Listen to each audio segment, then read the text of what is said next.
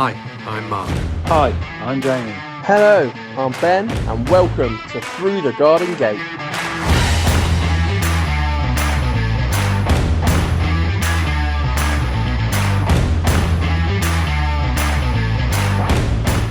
Hello! I can see you! Woohoo! Yeah! Amazing! How you doing, mate? Jamie.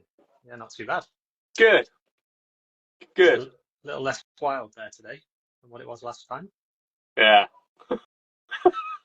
Yeah. Shaking down. And I got my new roof on as well. Well, my temporary roof that's going to stay there forever until it blows off. We get another storm. You've just bit of a sail there. Yeah, I'll put some timbers over it now. They're here ready to go on there, mate, as soon as it gets a bit hairy, but... Oh, Let's see Jamie. there he is. There he is. Right, Jamie. Will you see Right. Jamie though? Oh, Hello, Jamie. I can see you both, which means I'm probably not going to be able to see our guest. Oh, no. No, It's all don't good. say that. I'm not. Don't jinx it. I'm going for. I'm feeling lucky today. Don't jinx it. It'll be fine. It'll be brilliant. Exactly. It's the first time in weeks. You've been able to see everyone. Yeah. Well, now I'm gonna have to. You're going to see my eyes going across everywhere to see where everyone is now instead. Whereas before, I'm just focused on Jamie. Like. On one person. Why not have you staring into my eyes all night?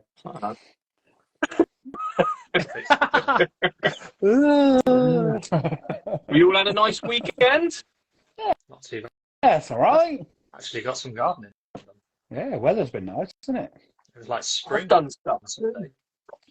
Lovely. It's been Really great. nice. It's been nice just to be able to get outside. Yes. I'm sure it's not it. I don't want to jinx it, but I'm sure that's not it. We're going to get some proper. We're going to pay weather, for it. We're going to pay for it in May. Yeah. We have one Hello, of those, Kim. have those late frosts where everybody's planted out their squash, and then the day after, the whole lot go. Oh, don't say At that. least they grow quick again, though, isn't it? So, unlike the loofers, I've got them in today, so they're started today. Oh, Did I need to send you two loofers or not? I believe you have said about 10 times you're going to send me some loofah seeds. I was going to message you both this afternoon. I thought, you know what, I'll just speak to you later on. Oh, exactly. I'm so point, is there? lazy. So, you know what, I'm going to be speaking to him anyway. I'll just ask him. But I would love some loofah seeds, Ben, if you've got a few spare. That would be nice. Yeah, I'll send some across. Unless you want to grow them into small plants for me and then just give me the plants. No. Or just send me the loofah. Yes, grow them, peel it, and send. And if you feel it real special, you can make it in some soap for us. Yeah, you might as well. Yeah, do that. I just will wash for it as well. No, I don't want it. I don't want it used. No hairs on it.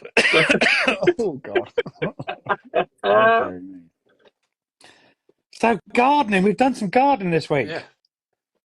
And Jamie, Ben's got the most amazing pantry in all the land. Awesome. Oh, yeah. That looked really smart. Where does that fit in your house? So when they started building the houses, I learnt this from a load of neighbours. They were originally, the building company were going to put downstairs toilets in. That company got so far, went bust. The new company that bought them out decided that they weren't going to bother putting the toilets in, so just left them as cupboards. So where my kitchen is, you walk through the front door, you got your kitchen on your left, the stairs, and then the cupboard. So originally it would have been a downstairs toilet. That's why it's so big. So it's amazing. It's stunning. Great space. And it's the same on the other side. That photo, you just see one side, but it's the same on the other side as well. Mm. And there's a chest freezer in there too. Well, they used to put them in those houses, didn't they? Back in the day, before fridge freezers and stuff. Everybody had a pantry. We got a pantry. Yeah, my grandparents are normally north facing as well, because the north winds keep everything cool. Yeah. And ours has got a vent in it to the outside to let air in and out. Yeah. I expect you've got one at the top and one at the bottom, haven't you?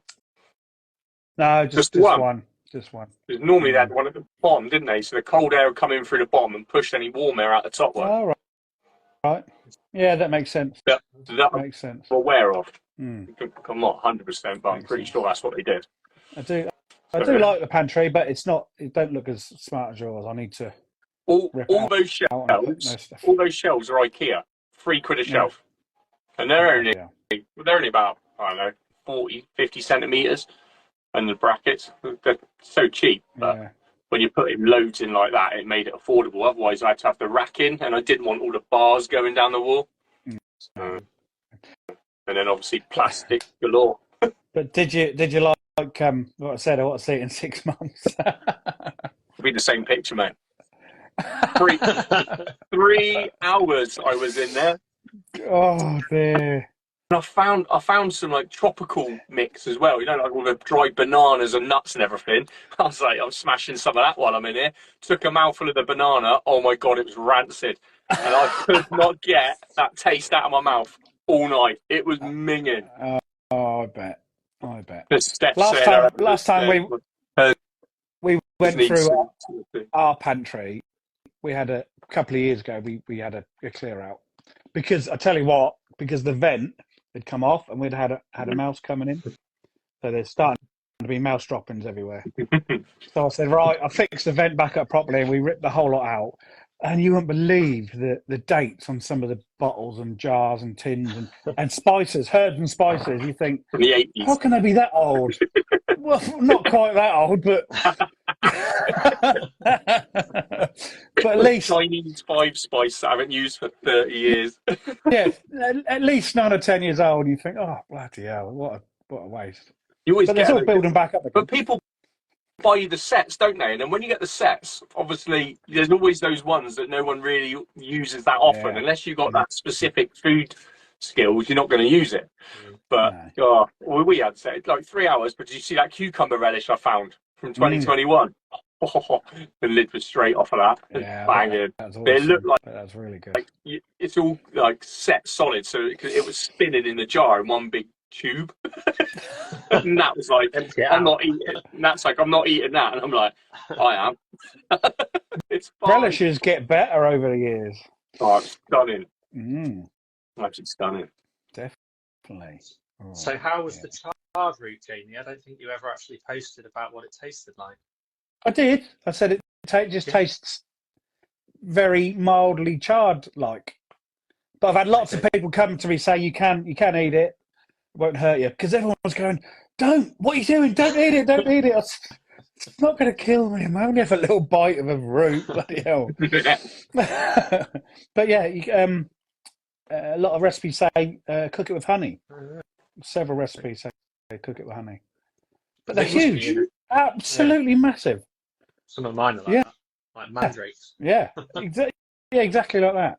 But that one I done was obviously one of the bright lights ones or something, and that was like you know when you get the beetroots with the different rings, the candy stripe ones and all them. That was like that. Yeah, must be similar to the beetroot. Must be. I think they must be in the same family because it's a very similar leaf, isn't it? And if you look at the beetroot leaf, the stem that's exactly the same. It's still that U-shaped stem. Yeah, it must be very, very similar. But yeah, it's nice, worth using. Probably not gonna, but to the chickens. Yeah. Something's been eating them. I think I've had rabbits in there. So I think this year before I start planting too much out, I'm going to have to put some rabbit fence around the bottom rails because I'm not going to have them go in there and devastate it. No, not for the price of a couple of rolls of chicken wire. It ain't worth it, is it? No, definitely not. No. Have we seen our guest in? I haven't spotted. Yes, seen her? And I'll do the intro and we'll get them in. So tonight's guest is a gardener, a trustee of Garden Organic, a writer, is celebrating 30 years of gardening this year, a garden designer, a consultant, an RHS Master of Horticulture, a mum, a horticultural hustler, a speaker, gardener for the king at one point, topiary lover, botanical traveller, a saint for putting up with Andy Wayne. It is indeed Nicola. Is she? Let's get her in. See if she can manage to get it in because she was a bit nervous about all the technology. She was. There she is. Hey. Hello. Yeah. Good evening. Hello. Oh, yeah. Hello. Yes, Can you? I am a saint.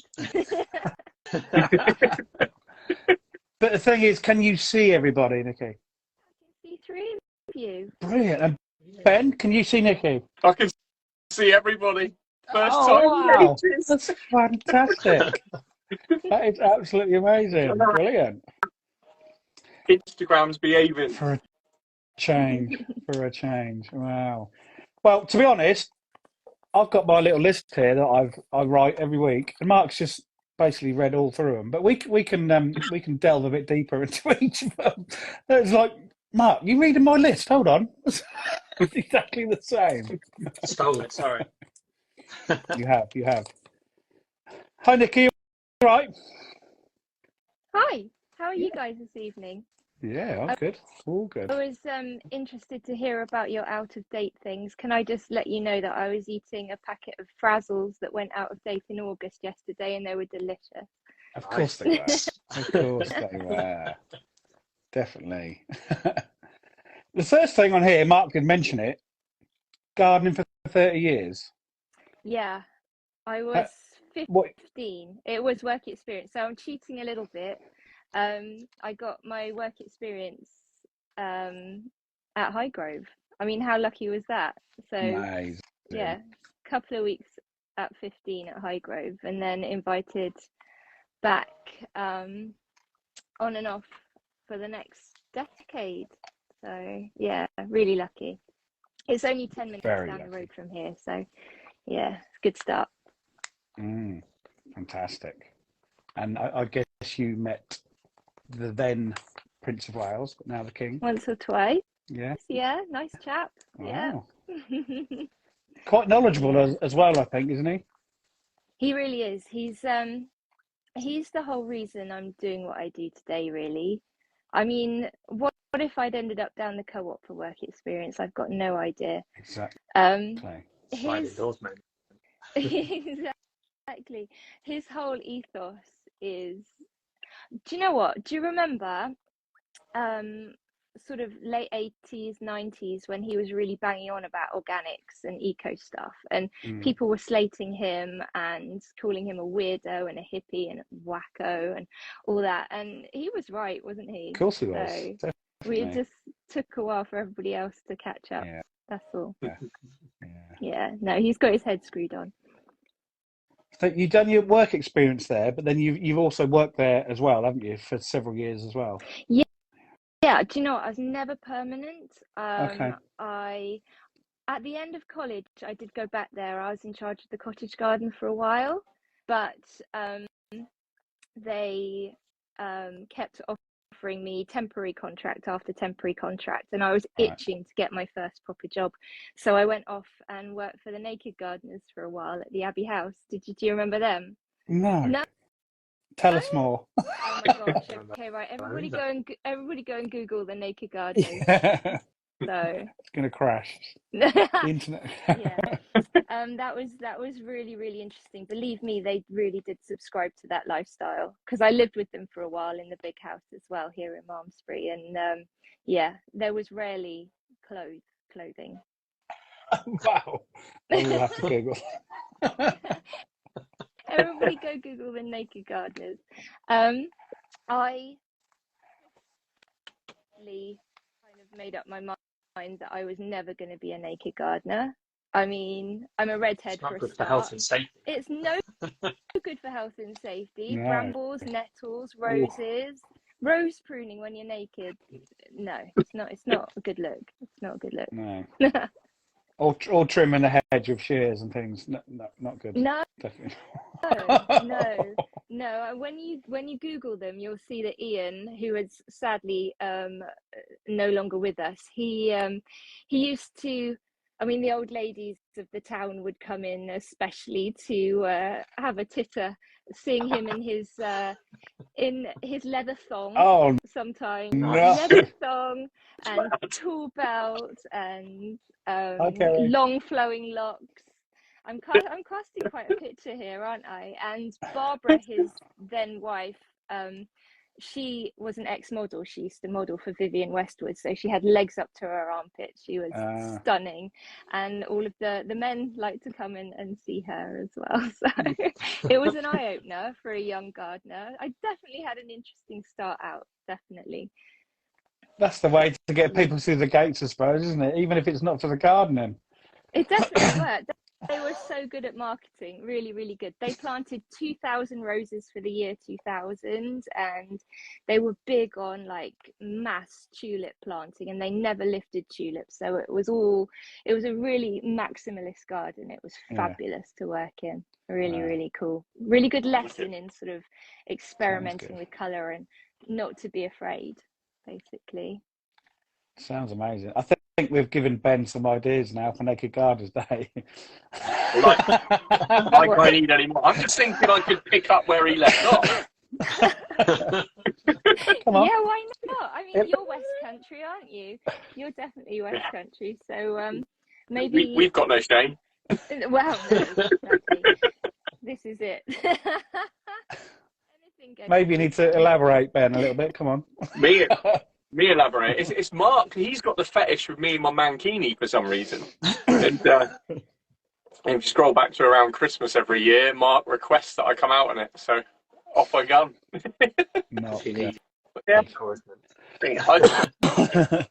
I have done some stupid stuff for a laugh, I've got to admit. But I've just seen my wife come on, so she's going to be laughing as well. Yeah, we've seen her as well. It's perfect time, isn't it? My wife comes on, we're talking about naked gardening and what I get up to. Brilliant. Sorry, that's my fault. I always lower the tone. I'm so sorry. You're asking me all sorts of sensible questions, and I'm coming out with my interesting gardening experience and leading you all down the wrong garden path. No. That's definitely the right garden path. Yeah, that is. We don't need any encouragement. No. Definitely not. Definitely not. It's all good fun. It is. Tell us about Garden Organic. I love Garden Organic. Are you a member? Yeah. Yes. Good. Are you also a member of the Heritage Seed Library? Yes. Super. Only Isn't it brilliant? Only this year, though. I know what it's all about, but yeah, maybe you could tell us. Have you got your first seed packets yet? Or you joined after, did you? No, I didn't get around to doing it, to be honest. But I think it's too late now, isn't it? Yeah, but I've got some heritage variety, some tomatoes I could send your way. Oh, lovely. Thank you. Yeah. Yeah, I joined up. I joined up from listening to their podcast, to be honest. It's a really good podcast. It's really good. Yeah, it's fantastic. Yeah. Tell us about that then. That's really good. Well, I suppose I first became aware of them when I was at college in Pershore, sort of early 2000s, because their HQ is at Ryton near Coventry, which isn't too far away from, well, it's all in the relative same area, isn't it? We went to visit, and I don't think I became a member straight away, but I've certainly been a member for a good number of years. When I left Highgrove, I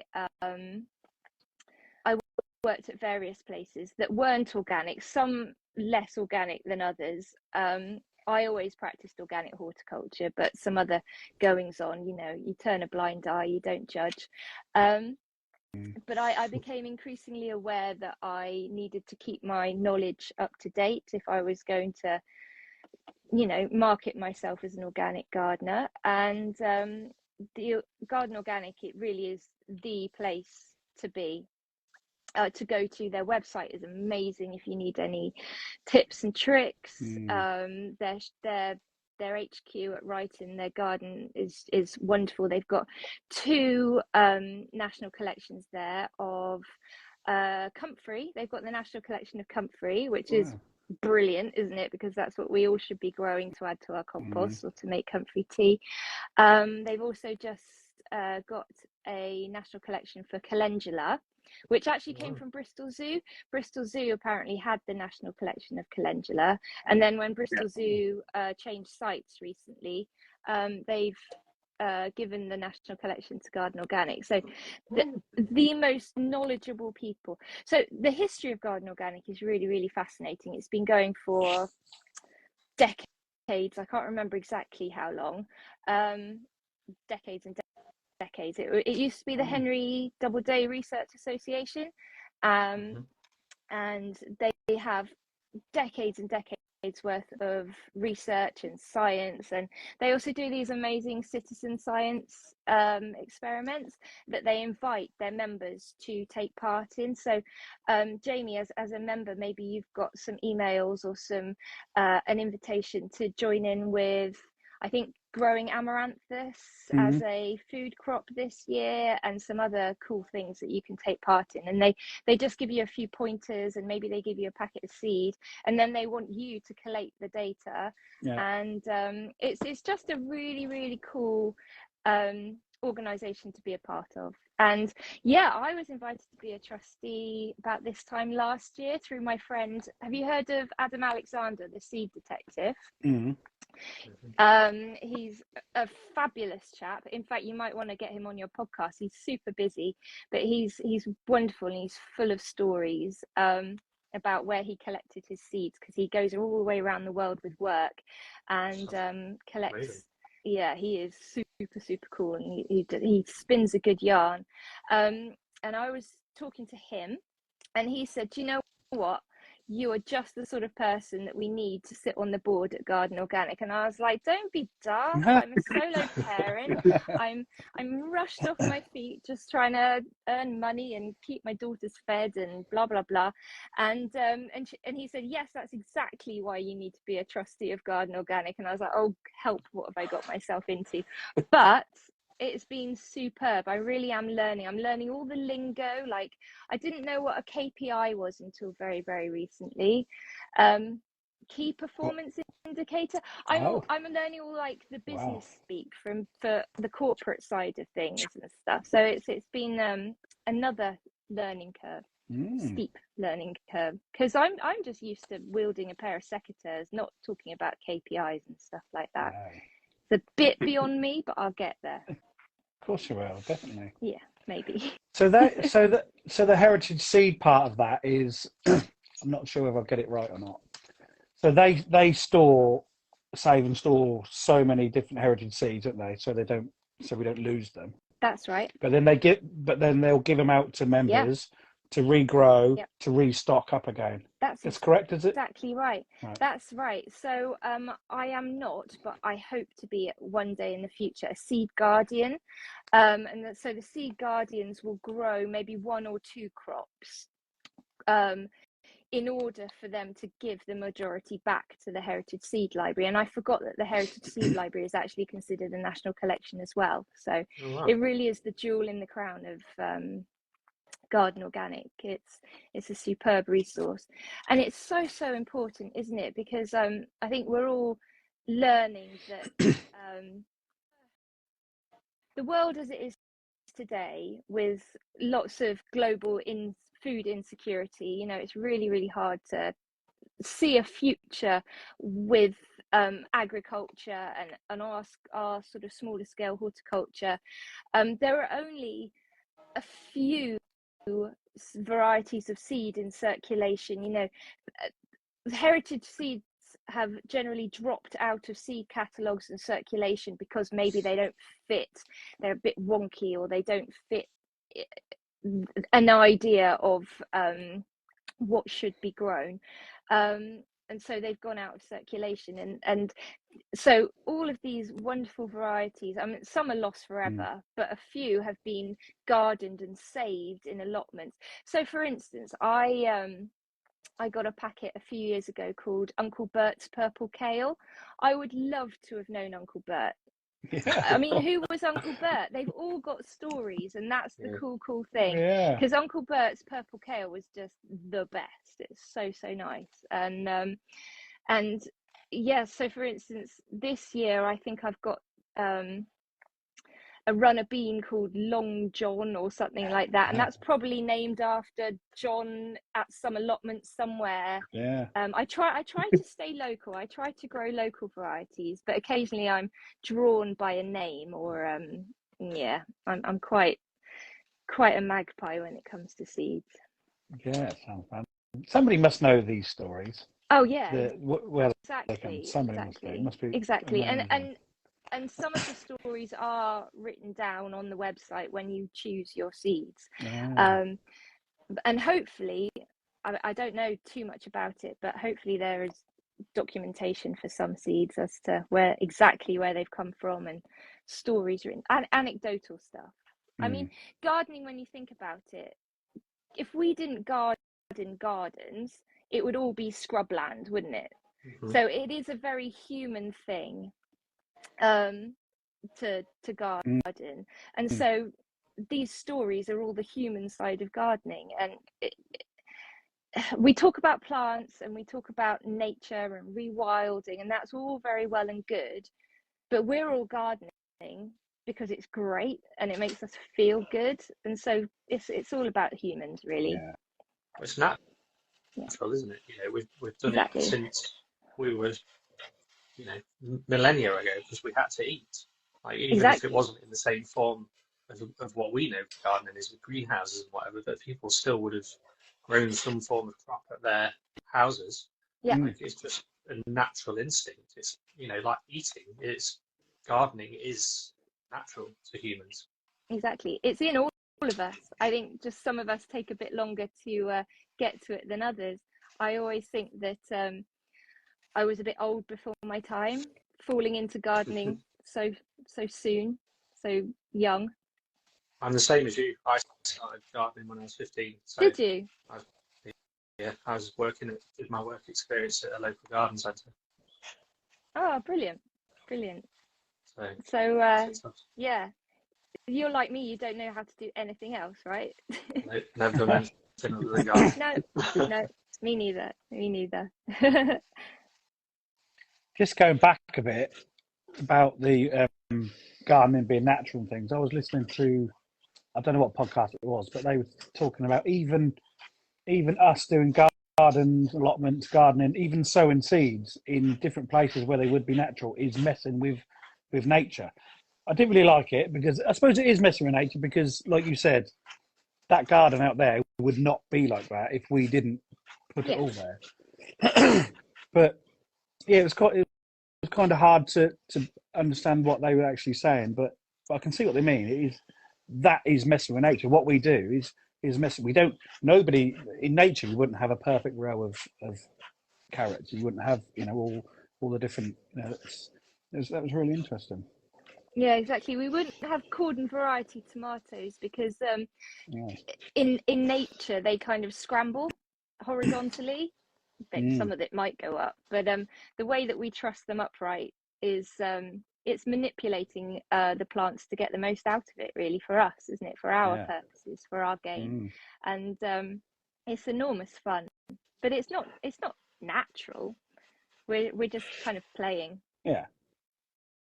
And enjoying it. I love it. Love being out there. I love it too. Just love it. I love it. Great. Yeah. But you've been doing it for 30 years. Mark's been doing it for about at least 60, 70 years, something like that. and I've been gardening for 4 years now. Okay. That's it. Lockdown. That's it. When I stopped work in March the 23rd or whatever it was, I said, right, I'm going to build myself an allotment. That's it. So, nice. I won't ever go back now. Never go back.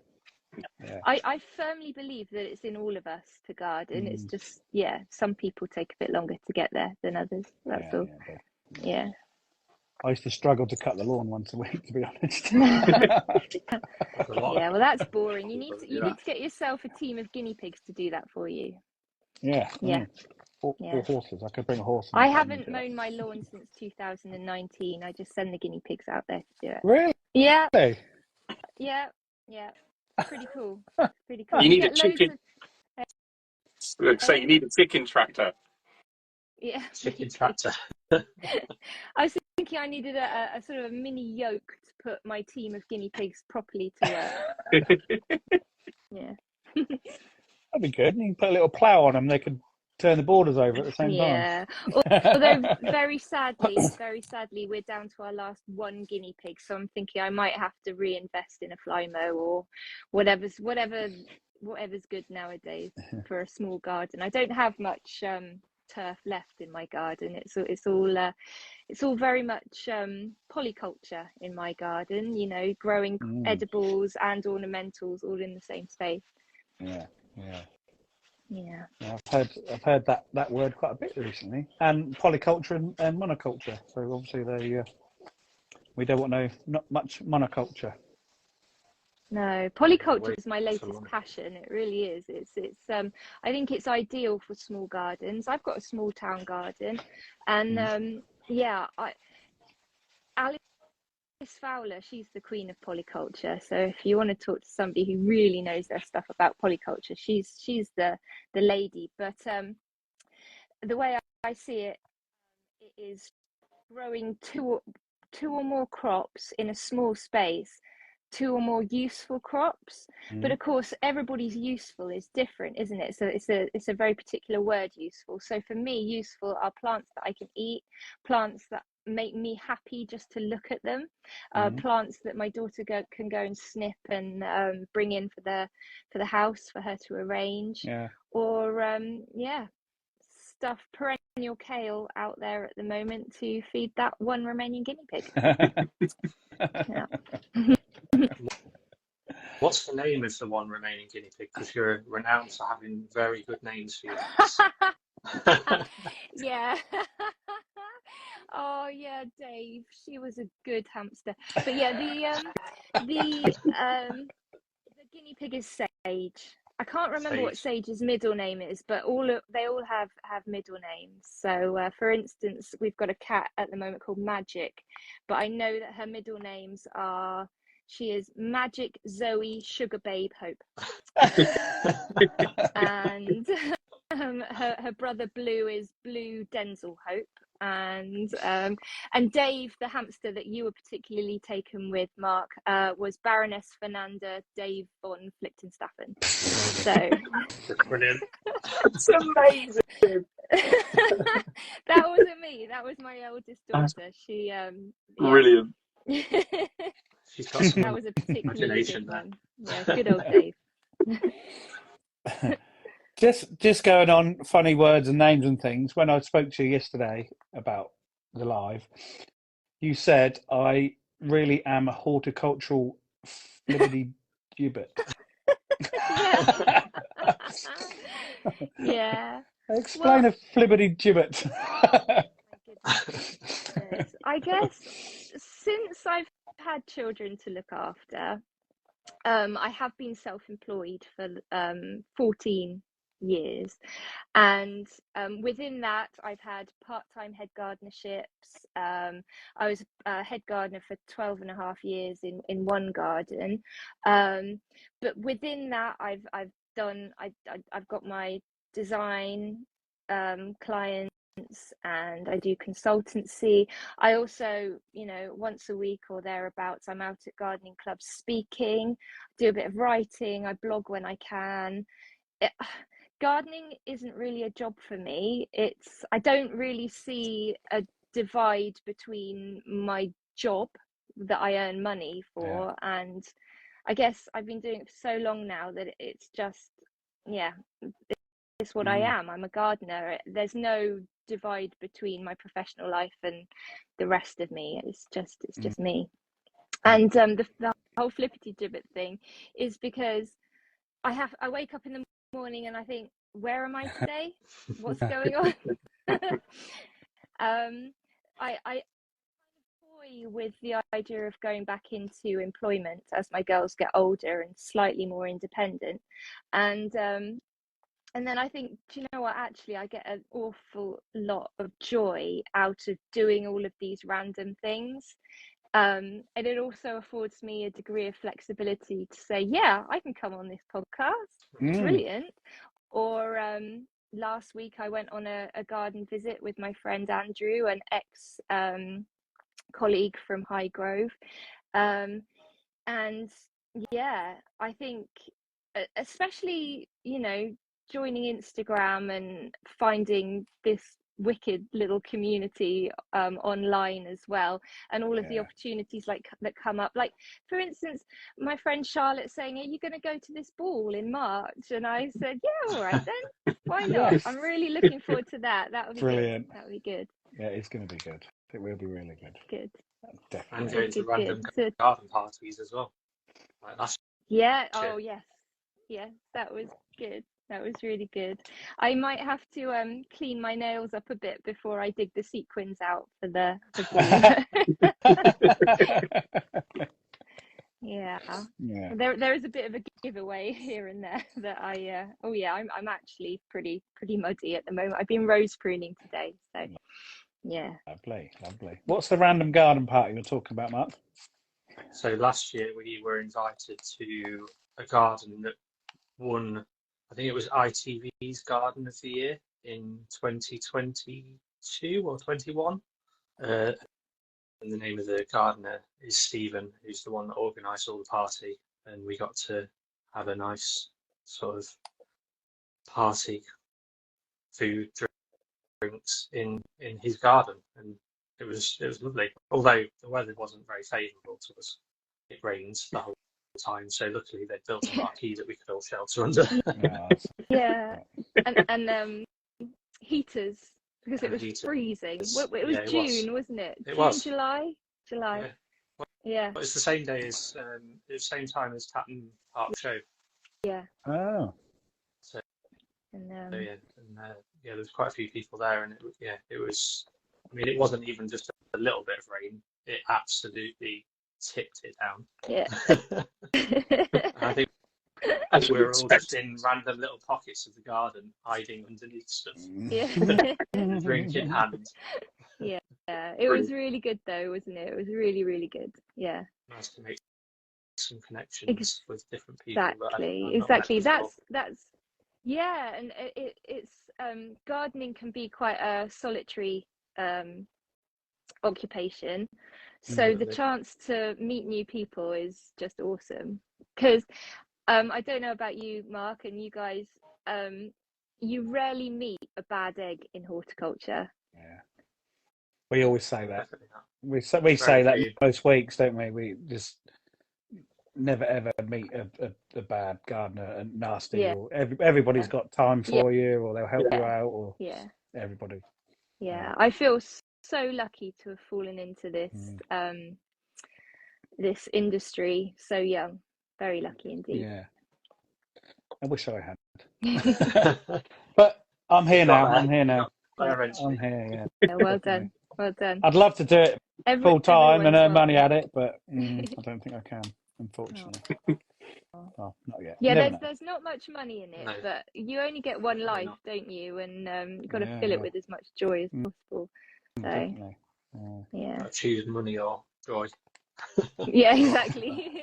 It sure ain't the money. So I've got a wife in there, might think different. You will be staying as an electrician. Yeah. Did I hear you right when you introduced Nicola, Mark? You said horticultural hustler. You did say that, didn't you? That really. I was like, you are. It's a great way to describe that.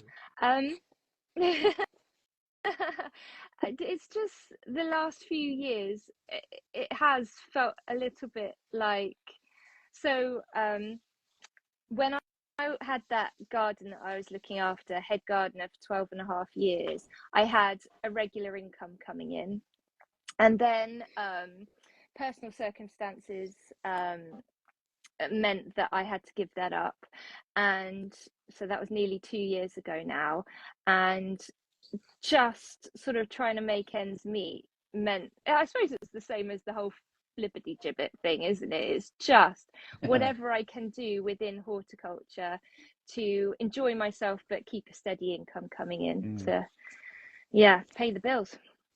So yeah, I was expecting some sort of random card thing or something with plants. A little poker face with plants. I was thinking, where's this hustler thing going? oh, I don't have a poker face, I'm afraid. I do rubbish at that. Excuse me.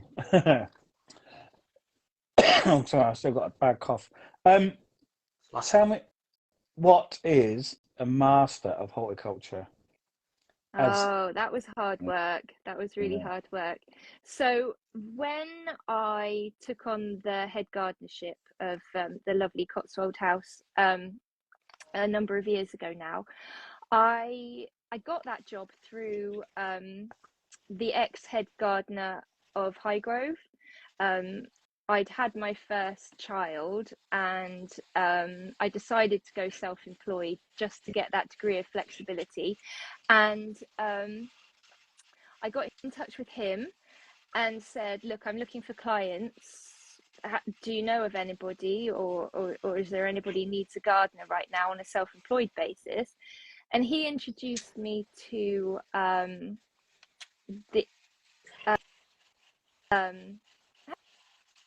so, do you know what? I've gone off on one and I can't even remember the original question. What was the original question? Tell us about the Master of Horticulture qualification. Yeah, I don't even know where that was going. The Master of Horticulture qualification.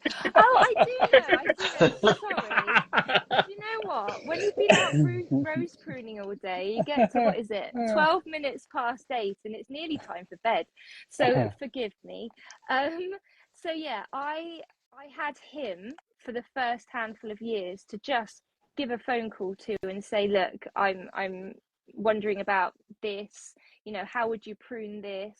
And then he decided that he was much more enamored of his belted Galloway cows than he was of horticulture anymore. So he went off the radar, and I don't even know where he is nowadays, but he's certainly not really in the gardening world anymore. And I suddenly found myself without mentors, and I'd always grown up in teams of gardeners and had somebody to look to. Suddenly I found myself on my own with a couple of maintenance men and some seasonal staff, and it was all on me. And I thought, oh my goodness me, I've got to step up, I've got to learn. And that's, I suppose, when you're out there on your own, that's when you really learn how to garden and how to get things looking at the way you want, how to get things cropping the way you want, how to manage a garden, a big garden, how I wanted it to look. Because the clients, they were lovely, the owners, but they didn't have strong opinions really. They just wanted their garden to look nice and to produce fruit and veg for the house. So I found myself on my own, and that's when I found Instagram. And that's also when I found Sarah Venn. Do you know Sarah Venn? She's a gardening activist. She's from Bristol, actually. She started Edible Bristol. Yeah. And I thought, this lady is fantastic. She's a warrior. She's a goddess. She's amazing. And then I saw some letters after her name, M Hort, and I thought, that sounds cool. I want to be an M Hort. I didn't have a clue. I just thought, do you know what? It's about time I did some studying again, because I didn't really. I just needed people in my life who knew more than me, because in horticulture, there's always people that know so much more than you in every facet of horticulture. And I find that if I've got people, it's a networking thing, basically. So basically I spent 3 years studying to become a Master of Horticulture. I'm a bit of a geek. I do like to study. I've been banned from taking any more courses because I do tend to get carried away. People are like, no, you should be running the courses now, not taking the courses. I'm like, yeah, I know. But I'm just such a geek. I always want to get back in there and and study, and it was brilliant. But it was 3 years of distance learning through the RHS. It wasn't all distance learning. We did meet up at Wisley occasionally, and it's their sort of top award, and you need a bit of a few qualifications and a lot of experience behind you before they'll accept you onto the course. And basically it was just so that I could build my network even more, because like I said before, gardening is all about the people that you know, the people that you can rely on, refer to. There's always going to be somebody who knows more about tomatoes than me, about topiary than me, about, you know, organics, about seeds. There's always somebody. And if you know where to find, I find that the more I know in horticulture, or the more I learn, the less I know. But I know now, exactly, I know who I can talk to now for all the stuff that I don't know. Yeah. Wow. All right. So you get some kind of like golden trowel or something when you complete that course. It sounds like you're like a knight of the realm or something. I wish. I wish. That would be so cool. I do believe that it means I can teach at Hogwarts.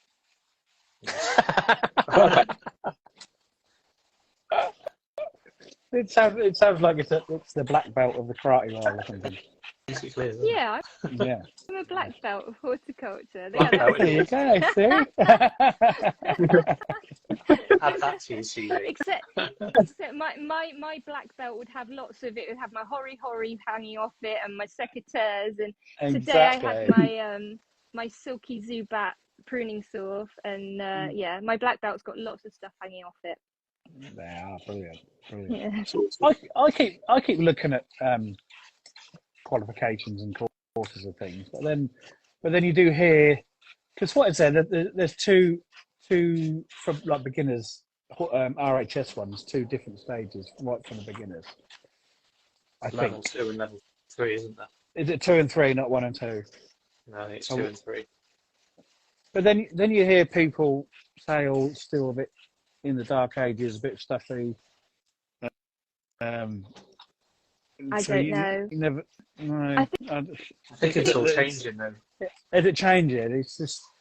If Chris said a few weeks back, and I've looked at lots of Chris's stuff, Groovy Garden UK. He struggled. I know for different reasons, but he struggled. He said it's still a bit of the dark ages.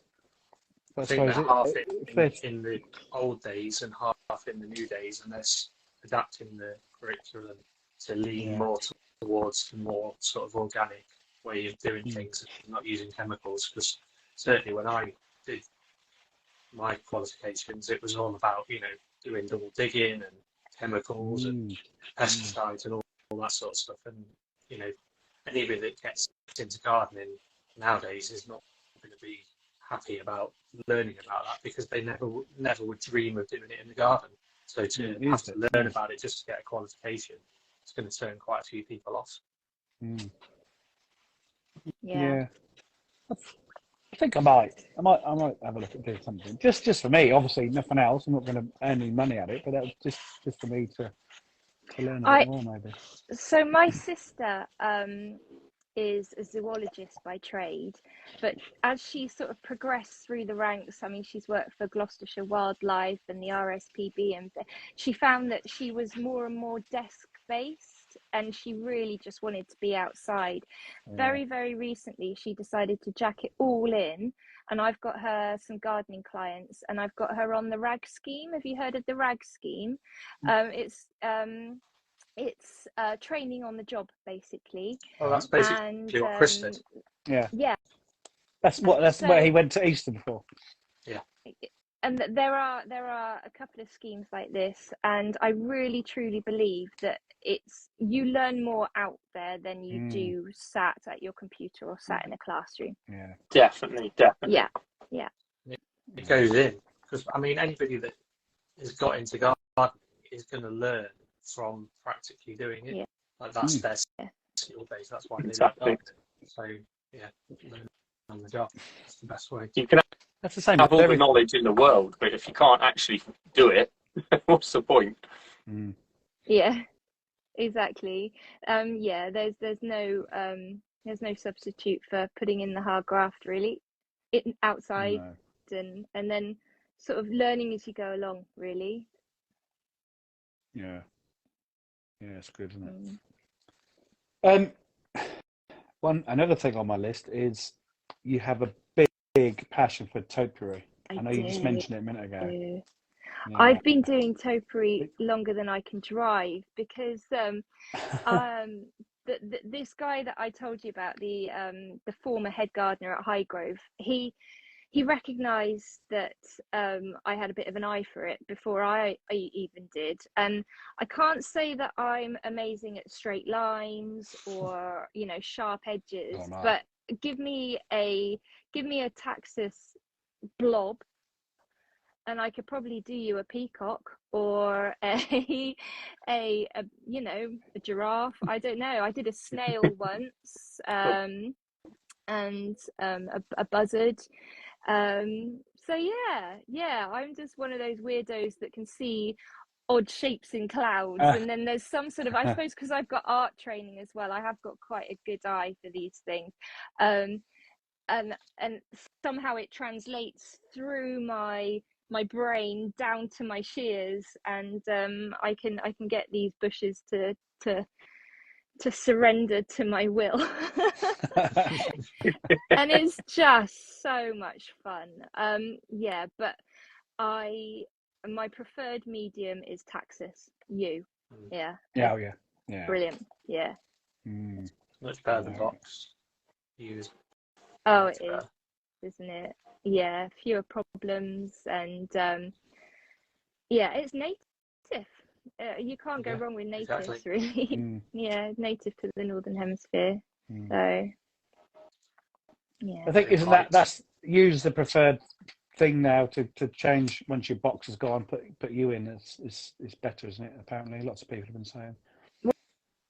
What do you think, Mark? Once your box moths come in and done its damage. Yeah.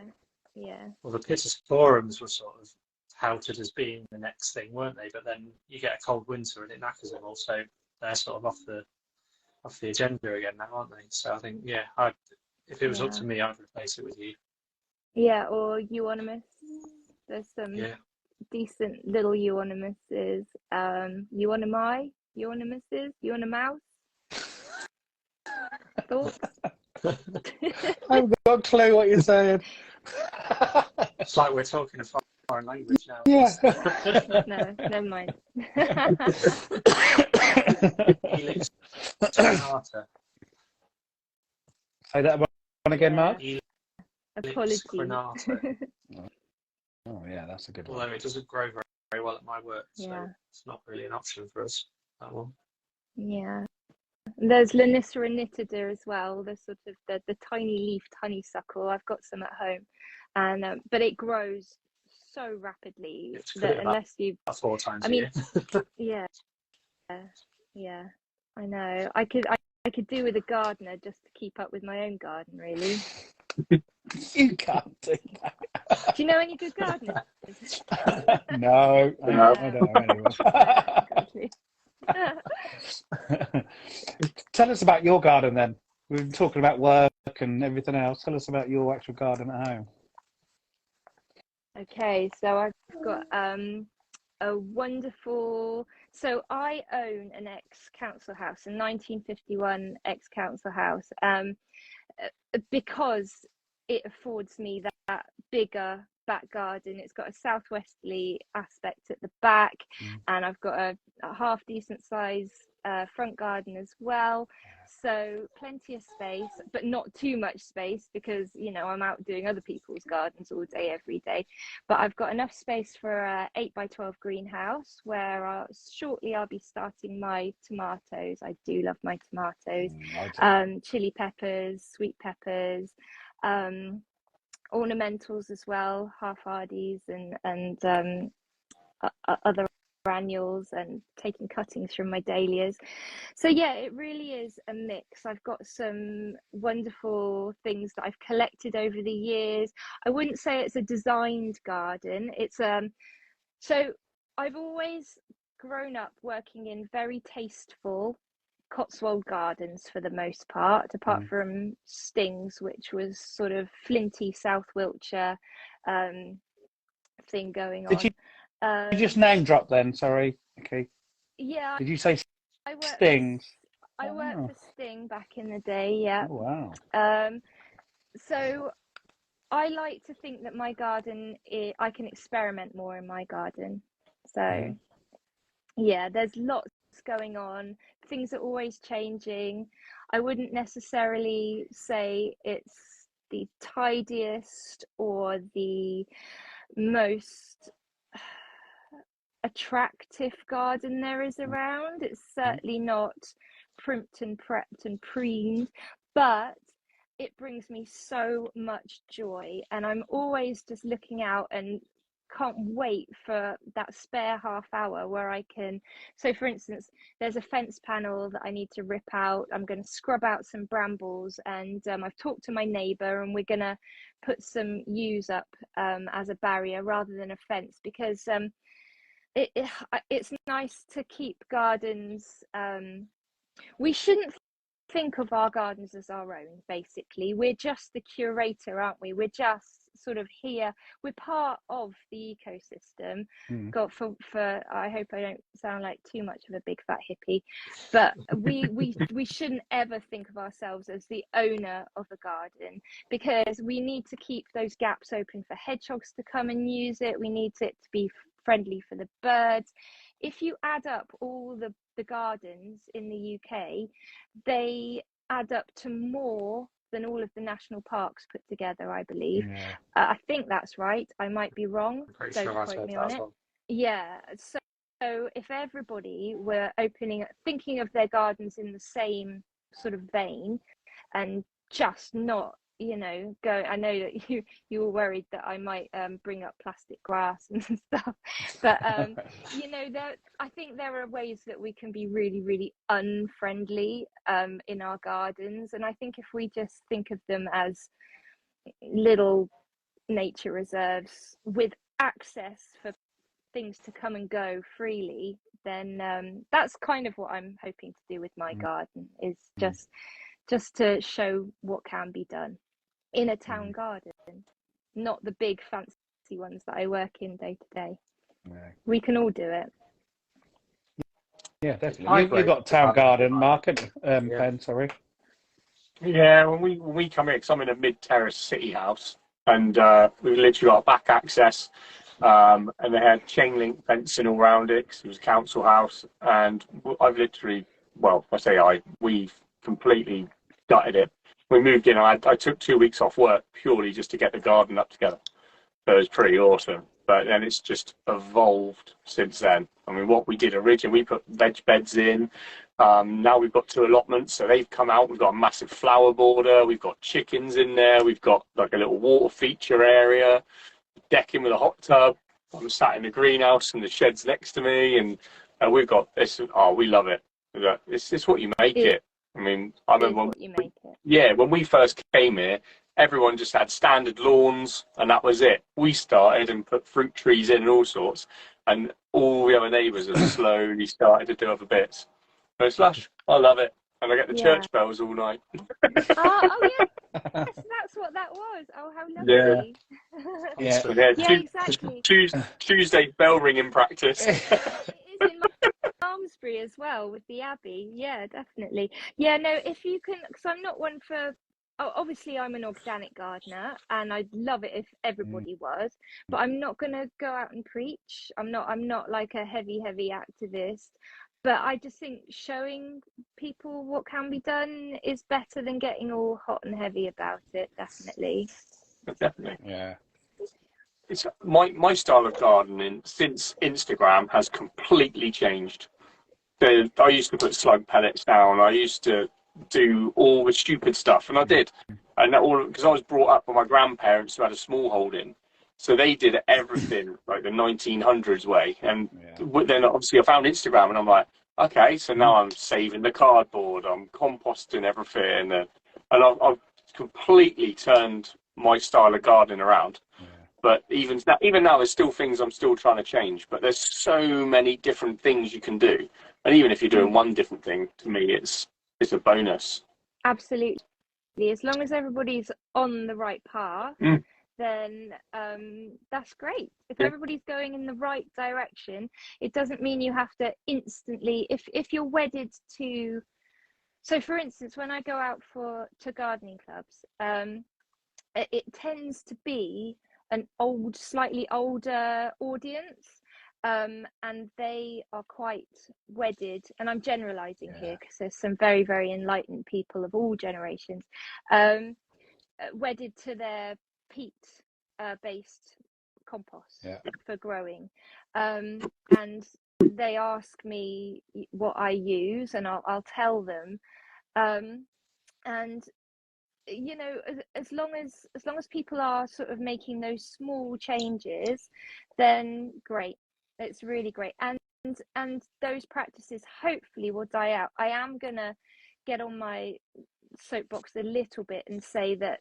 you know, we can only do so much as gardeners. Unfortunately, it's big business and the government that has to change. There's a lot of bans that need to be in place, and I think it's shocking that there's nasty chemicals that you can buy in supermarkets and garden centres, and that's big business giving backhanders to government, and the government not having the kahunas to stop taking that money and make big sweeping changes. 100%. So there we go. I've said my 100%. Piece. It's so true though. And one thing I've always said is you can't recycle black plastic. So why are you allowed to make it? Even with food packaging, it's the same as obviously the gardening pots. But if you can't recycle it, and we're doing this massive push on recycling, why are we still allowed to allow companies to produce it? It's because they're the big business companies, aren't they? It's big business, and it's how the world is run by fat cats. And we as gardeners, I don't know how we can change that. I just don't know. Yeah, it's a huge impact, and there's like so many people that want to do it and change it, but without the right people behind you, you've just got no chance of it. No, it has to come from the top. We small fry can only do so much, but I don't know. I'm an optimist because I believe that gardeners are, because we're always looking to the future. I mean, if you ask me what happened yesterday, haven't got a clue, because we're always sort of looking to the future and what's next. It's fun, sort of living in the moment and the future at the same time. But I've lost my train of thought again. Is it bedtime yet?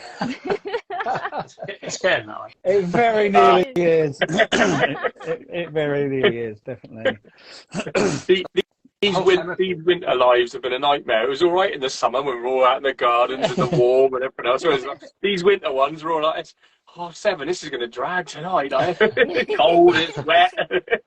It's still January. I cannot believe it. Oh, don't! It's been absolutely horrendous. One more day. Home at Spring Cottage just said we've just changed our allotment rules to organic only, but we spent 2 years educating the plot holders first. So I suppose you can't just drop it on everybody bang like that, can you? Because it's hard to change. Like you said, especially the older people who've been doing it for 40 years. Yeah, just hard. You can't just bang straight in and say you can't do it anymore, because you'll just alienate them. And then they might not garden at all then. Exactly. And it's not just practices that need to change. You sort of have to adopt a whole new mindset and a different aesthetic.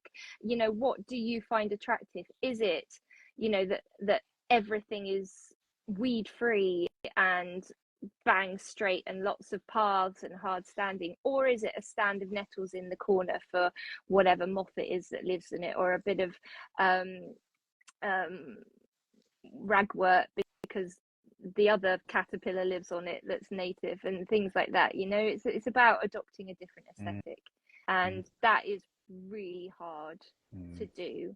And it's hard for me to do because I've grown up in smart gardens, and you know, I find I get really, really, really antsy if my gardens don't have nice crisp edges. So, you know, I might go mad within the borders and everything's bountiful in the summer, but I still like that nice crisp edge, because it was when I was at Highgrove that I was taught really, really young that, you know, if the boss is coming back and you've got 5 minutes, to do something, he's going to come and walk around. It's the edge. Yes. It makes all the difference. Put an Of course edge. it Put does. an edge on the border. Yeah, Yeah.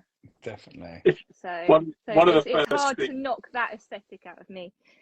One of the first things I did on my new allotment plot, it borders the road and the grass had overgrown into the road. And one of the first things I did was just cut it all back to the edge, and instantly I just stood back. The grass was still 3 foot high, and I was like, yeah, that looks better already. Yeah, satisfying. Very satisfying. Isn't it? Yeah. Definitely. Yeah. Look like I've been really busy as well. It's great. Just going back to the chemicals thing again. I was listening to Kim, Daily Farmer on BBC Radio Cambridgeshire last weekend. Not this one, just gone on before. She goes on there and has a chat for an hour on there, and she was with a gardener called Barry Gayton, and he's a very old gentleman, very, very knowledgeable, been doing it for 60 years. And somebody came in and asked about how to get rid of some weed, and he was straight on there, get the Roundup in there, spray it, and then spray it again, and you could just hear, and you could hear Kim's, you know, without even hearing, I knew what she was thinking. And she came, she said, well, I don't use chemicals, but she offered different ways. It was brilliant. But then Barry went, oh yes, of course you don't have to use chemicals. So she was pushing Barry, stop it type thing, but she done it in a really good way. It's really good to hear. What's she say? Cover it was what I was saying. It was, yeah. Get it over. It was. I can't remember what weed it was, but yeah. But it's just the mentality of Barry, who is been doing it for 60 years. He was straight in there. Yeah, spray it all. And Kim, who's a lot younger, Kim, pushed it out. There is other ways than just spraying it. Mare's tail, that was it. Yeah, it's mare's tail. Just live with it. Oh, You're never going to get rid of it. never ever. Never ever, I'm afraid. Got a concrete road over it, it comes through. Yeah. Exactly. Yeah. Jada just said, why would you ever want to put chemicals? Exactly. Yeah. And I'm the same as Ben. I started right at the beginning when I first started back in lockdown. I bought all my stuff, made them, but went to the garden centre and said, right, need that, and a tub of slug pellets. That was all in my greenhouse. And then a year later, exactly the same as Ben, I started on Instagram and thought, wow, don't need that, and I haven't used anything since. No. I expect mine are in here somewhere. Not a clue where. They'll be hiding at the back. They're all marketed to fly off the shelves, aren't they? Shiny red, bug off, and all the bright greens and the blues, and they're like it's like a sweet shop, and all the organic stuff. The thing is with organic horticulture is that there aren't products to sell. It's not a sellable thing. You don't go to the garden centre to buy organic, because the whole point is that you're using your hands, or you're using your brain, or it's not you go out and buy something red and shiny and spray everything. It's that whole culture of going out on a Saturday to go and buy stuff. It's consumerism, isn't it? And gardening is guilty of that. The industry is a little bit guilty of pandering to consumerism, and it shouldn't be that way. No. Well, it goes back to educating though, doesn't it? Like, if you educate people in the first place and take the time to educate, like Nat just said, it makes a big difference to the end result, 100%. Yeah. Just like us. If it's easier for somebody to go down a garden centre and buy chemicals than somebody that's actually got a qualification to use chemicals. Like the average consumer can just go buy a bottle of Roundup and chuck it down the drain. Whereas somebody that's actually learned how to use the chemicals properly and do it on a professional basis has all of that knowledge yet they can just sell it to people off the shelves in hundreds of packets. Ridiculous. It's Like, it's very wrong.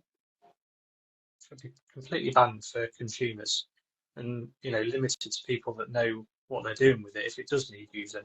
And I don't advocate for using it at all, but it should be down to professionals using it if they ever need it using. Yeah, And exactly. then that will get rid of a massive section of it straight away overnight.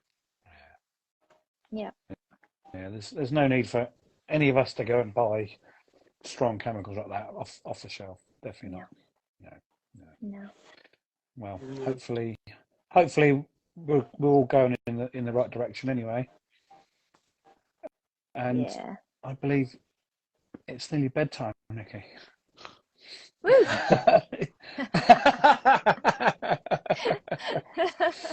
Well, look, I got my hot water bottle already. Nice. And there's me in the greenhouse with nothing. have you noticed I'm indoors again? That's it now. I don't think I'm out for the rest of the winter. It's too cold. And they reckon it's us southerners that are softies.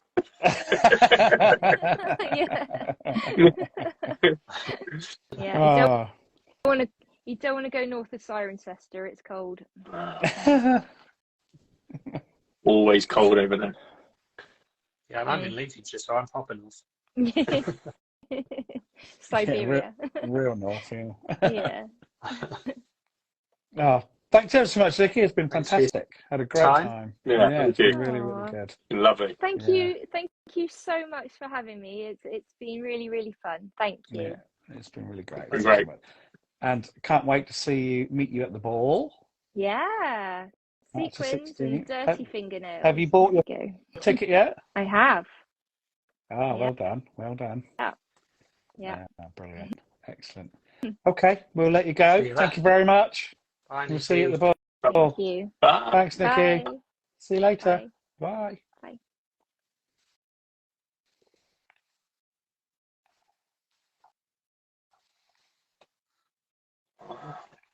Lovely. Lovely. Yeah. Great guest, Mark. She's lovely. She has Very, got very some nice. serious gardening experience, that lady.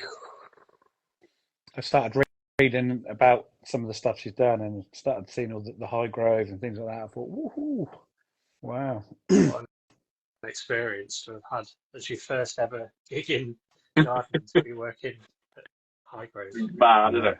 Yeah. Have you Fantastic. Really, been to Highgrove, Jamie? No. No, I've not been either. No. But it's weird because you're not allowed to take photos if you go and visit. So you don't see very much of it really, other than stuff that's put out on TV and whatever. Yeah. But it's all very choreographed. Like it must So be. it's It must have been quite an everything's experience it's been working in there. it's all been okayed by the big boss that it can go out, I suppose, isn't it? What is out there? Yeah. That's another one to put on the list. There's so many. Could go around different places every bloody weekend, I think. We're just jacking all our jobs and spend every day going to gardens. It wouldn't last long, Mark, would it? Yeah. Well, it's all right if you drag Autumn around with you. What will she make of the gardens? She's a nursery now, mate. Nice. She started. Oh, yeah. Doing all right? Can you not You like it? see that I'm getting stuff done now? Hang on a minute. She's loving it. We've got JJ saying fancy a little exclusive, boys. Of course we want an exclusive. Yes, go on then. JJ can get us in anywhere. He's got the contacts, see? The man with the contacts. So you need inviting in to give us an exclusive. Is he coming in? I don't know. Try and invite him in and see what it says. Oh, he'd probably battery would be dead by now. Yeah. He said that 5 minutes ago. Normally is. Can't give us a sniff of an exclusive and not give us it. No, where's he gone? But he's done one. Killed. There he is. He's still in there. Here he is. Hello. JJ. I need to move Yeah. away. I need to move away from the napping wife. How much battery have you got? About 10%. So this Oh. you can come to my shell of a kitchen. want a little exclusive, huh? Yeah. Go on then. Of course. Go on. We may well have some guests lined up for our first, well, when we return to the airwaves in March. Ooh. So, Go on, spill the beans. week one, I'm going to keep a big secret. But week two, Charles Dowden will be live on the show. Oh, fantastic. Yes. Just sorted out a date with TV's own Mark Lane Nice. and TV's Hugh Fernley Whittingstall. Oh, he's my favourite. I've been to see him twice. Honestly, when I got the email, I was like, whoa. Fantastic. We've tried for 3 years to get him. He was amazing. Always busy. So, to get, let's book some dates in was very, very exciting. So I've watched him right from when he was Cook on a Wild Side, right from the beginning. yeah, Awesome. superb. That. So we're really, really, really excited about that. Yeah, so we are raring to go now. We've got jingle recording to do in the next couple of weeks. Time. Yeah, and we'll be back before you know it. Time. What is it? He's sticking on. Yeah, something like that. Yeah. So, We need to get those jingles recorded, really. no pressure. for all of our new sponsors and all sorts of everything else. So yeah, we're really, really looking forward to it. And we'll give you another little exclusive, because it's not really an exclusive. We've been confirmed as the hosts of the Worcester Show for 2024. Fantastic. So we know what to expect, so we can actually do some planning and see what it's all about. So yeah. Get your singing voices ready. One feature we are going to do at the show. So really, 11th of August, everyone needs to put that in their diary and come to a fantastic community event. You can join in with Beardy Oakey. Nice. You can sing Carrot live on stage. Blame it on the weather, man. Oh yeah. Is that where it was Swede Caroline, lemon and lime bust? Sweet Carrot Lime. That's it. Yeah. Honestly, we got taken out, not by a sniper, but we got taken out by the organisers on Friday, and we never realised that it was quite such a hit. They seemed to love us, and they were giving us some feedback, and it was like, it's rather scary hearing stuff like that people enjoyed what we did. We had no idea what we were doing, and we were just pissing about as per usual. So yeah, buzzing for it. Really, really can't wait now to get back in the swing of things. I mean, it was nearly daylight at 5:30 tonight. So I know. It's lovely. Crazy. It's amazing to see it, isn't it? it's wicked. Yeah. Honestly, the garden's looking absolutely shocking, but the hellebores have started to flower. Yeah, I've got Snowdrops are ferns that out. look pretty. Things are looking really, things are coming. Spring is knocking at the door, even though it's technically 2 months away. Yeah, So, we don't know this for sure because we've not had a weather forecast for so long, because our weatherman's there doing nothing as per usual. Got no idea if this is going to last, because if it is, I'm going to have tulips in about 3 weeks' time. I reckon. Yeah, I know. Yeah, we got to have a bit more winter yet. We really have. We need it, to. 'cause I still haven't planted my garlic, so. I know. But I do have. You have to put them in the freezer. Well, there you go. Top tip: stick them in the fridge or stick them in the freezer for a little bit. Yeah. That'll just encourage them to start splitting. So, Bish does that every year because he always forgets. Because yeah. So very nice chat tonight, guys. That was very, very interesting. Well, she was great, wasn't she? Really I good. caught the tail end. Unfortunately, I've got a plasterer coming in tomorrow to sort the kitchen out, so I've been stripping that out. So I just caught the tail end. But yeah, really, really interesting chat. That. Very good. Nice Thank you, one. mate. Yeah, very, very good. Yes. So I'll be seeing you boys very shortly, I think, won't I? Yes. Yes, about See you at 21 days. Is that all it is? Wow. Yeah. 20, Yeah. Not long 21 enough. sleeps. 21 sleeps. Bring your muscles for all the free stuff. Yes. Backpack. Bring a wheelbarrow. I think it was about 8 bags full last time. So Really? Wow. yeah, there's all sorts going. Honest to God, Hozerlock, brilliant. Yeah. They're ace, and you can just keep walking around and doing them again and again and again. I'll finally have a hose long enough to go from the front to the back. Don't tell everyone. I've got 100 meters of foldy-uppy hose pipe from last year. I'll be able to run from home to the allotment with that. I've got every single attachment known to man. I've got a lawn sprinkler thing. But no, aside from that, it is really good because it is the first time really of the year that everyone sort of gets together, and you'll just be walking around, all of a sudden somebody will just smack you on the back of the head and say, "Hello, it's me," and you're like, Yeah. "Oh my God, not you."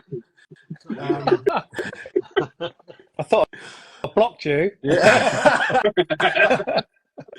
Yeah, good. If you haven't put your application in yet or responded about the food, I wouldn't bother with the hot food. Oh, fuck. Did you do hot food? Welcome to veganism. Oh, yeah. I think So I've got Nat a ticket, and I put cold food down, so if you can have my hot food, I'll make out I'm doing her a favour. Yeah.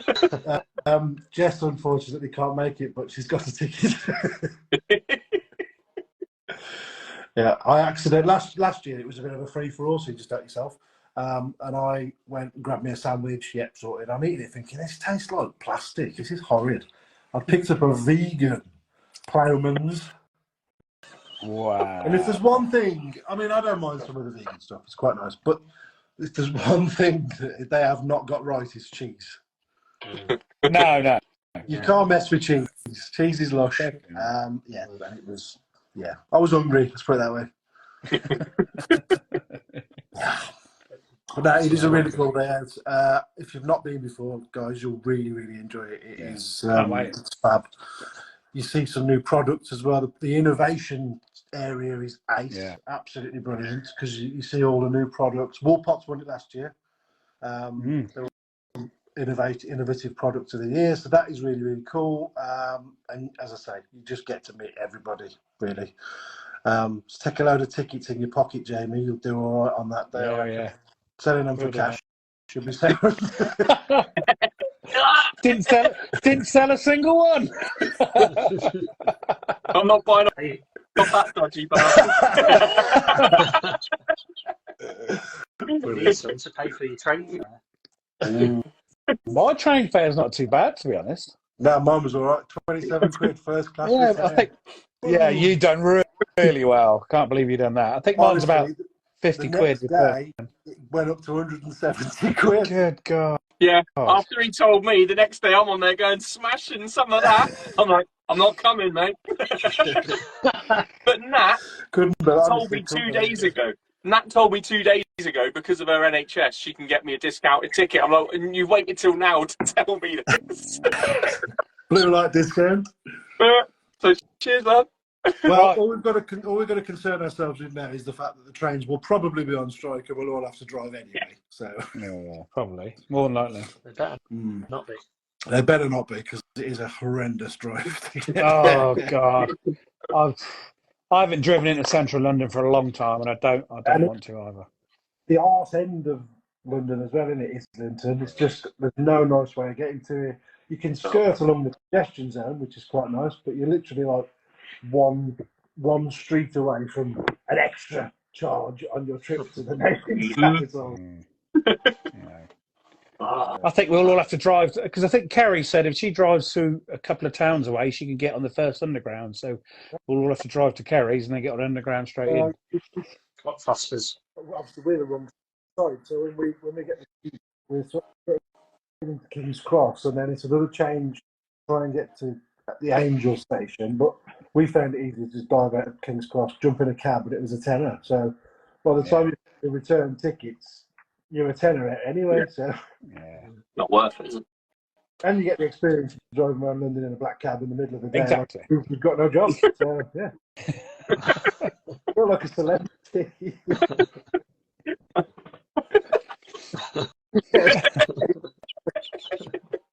The window down a little bit. You're going. It was was quite funny actually. We dived in a cab on for the way to get back to King's Cross last year, and the cabbie was like, "What's happening in there?" Because it's the garden press event, so it's all like innovative new products for the new year.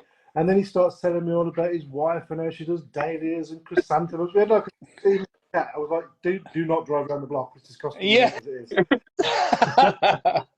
Absolutely loving the fact that we've been to a garden show, and it's just weird, isn't it? You start rattling to random people like a cabbie in the middle of London, who you're just thinking, "Mate, I'm knackered, shut up." But it was really nice to talk about a bit more garden there. You've done stuff about garden. You should have said to him, "Do you mind if I record this? This will make a really good interview." Oh, yeah. You know what my battery life's like. I suppose, yeah. I think we ought to bring battery chargers. They got Definitely. definitely bring an extra on the track. Yeah, keep it charged up, get some interviews and things. That'd be good. Yeah, it's noisy in there. That is the only thing I will say. Oh yeah. We did try it with 1 year, the first year, and if I'm there's too many people, there's too much of a buzz going on behind it. Get bits like, but and it's trying to tie people down as well, because we were sat around the table with Allotment Fight Club. Who else was there? Allotment and Cake. We got 4 people. We just sat around having a chat, and I'm like, this would have been perfect to just press record, because there was probably profanity involved, but it was just a really nice sort of engaging chat. That's the bit you get. You just sit in a little huddle, and then before you know it, 25 minutes is gone, and you're like, back to Hustler to get another house.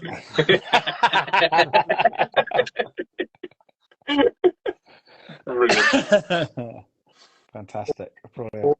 Yeah, there's much more stuff we'd love to tell you next.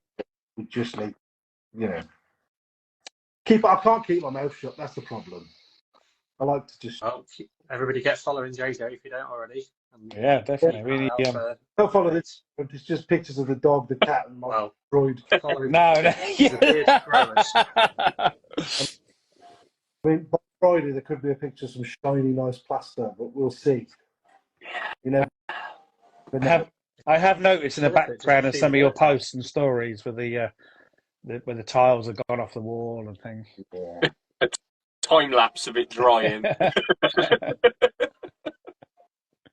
That side, you wouldn't believe there was a tile ever on there.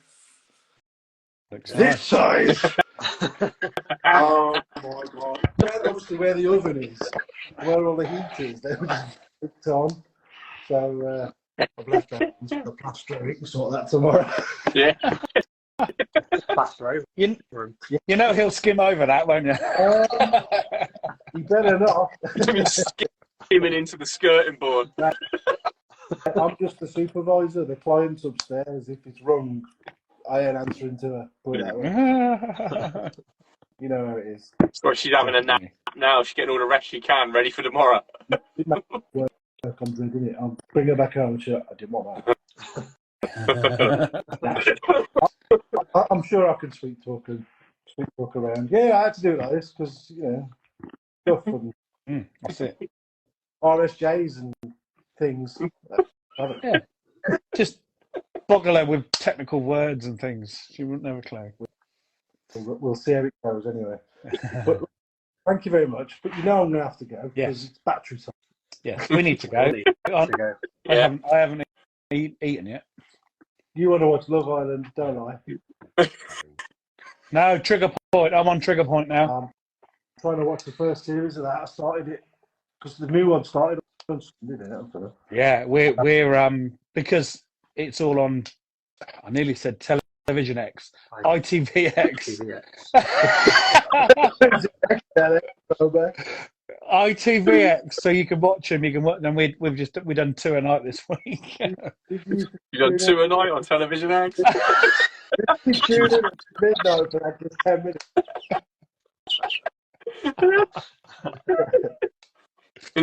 That 10 minutes is flicking through them all quick. Get through. Different kind of trigger point. Yeah.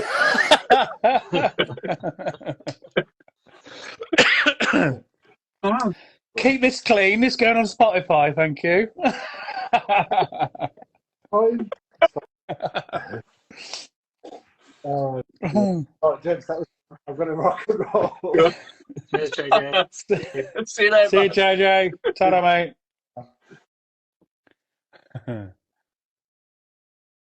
That was a good little bonus at the end, wasn't it? Very good. Yeah, lovely. So, I can't wait till they're back. Can't wait for Monday nights. Oh. Can't wait after the weather again. I forgot what it's like. I missed them two boys, not that one. on this side on you, but no, not for me. You're over there. You're over there.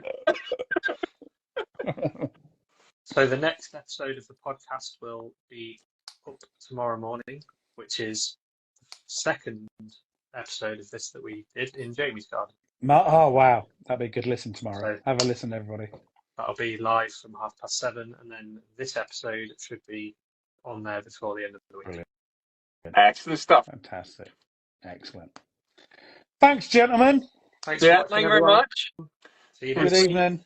See you next time. Bye. Bye. Bye.